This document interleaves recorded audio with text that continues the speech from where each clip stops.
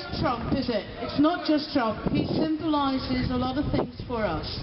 What we are doing here is joining all of the constituencies around the country who are standing up to British complacency. What we are doing is turning a one-off event in Whitehall, that march in Whitehall, into a mass movement. We're standing up against the racism, misogyny, and quite frankly, a breach of human rights. Reject racism, reject misogyny, stand together in common cause with millions of people right across the globe. Thank you. Yeah! Woo! The purpose of this is we are going to stop this visit happening. And we're going to stop this visit happening by making it unmanageable for it to happen. All of us here commit to go to London, and we will all go. We will get coaches. Those who can afford to pay more will pay more, and those who can afford to pay less will pay less. But we will all go, and there'll be so many that someone is going to have to tell someone somewhere this isn't going to go. Look who he's put in his team. Look at the guy who's put in charge of the environment, the guy who doesn't believe in climate change. Cool.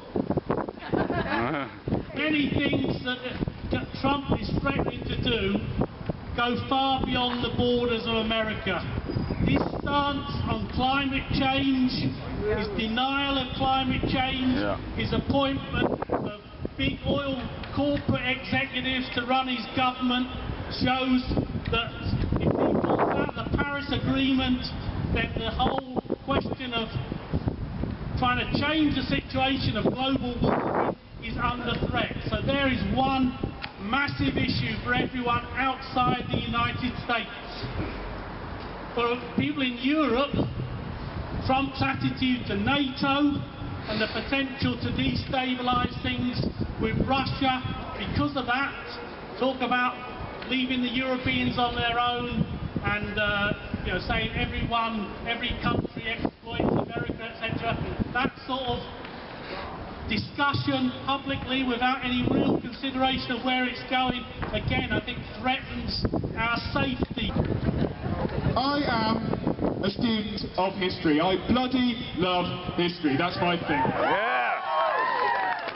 And the best thing about it is, it teaches you that none of this is new. It teaches you that all the worst acts of history that you have ever seen, all the Holocaust and all the murders, they all started with words. They all started with bans. And that is why we are here. Because I put nothing past Donald Trump. But there is something more positive to say. If you look at history, if you look at the world we live in now compared to 100 years ago, how much more tolerant we are, how much more accepting we are, how the racism has dissolved, how the homophobia is disappearing, I can tell you that we, the Liberals, always win. So I'm very sorry to the lads at the back, but you are, and you always will be, on the wrong side of history. Thank you.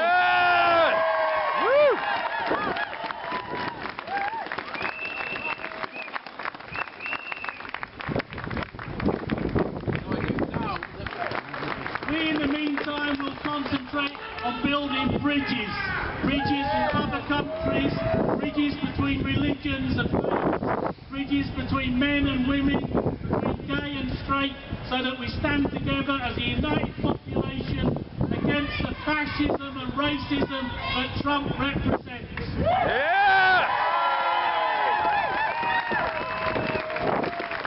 Thanks very much for coming along tonight. Have a safe journey home, and I'll see you again at the next demonstration. Yeah!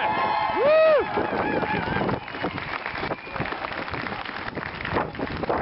It's a decent city, you're decent people, and we're going to stand up for what's good, right, decent, and for all of us together.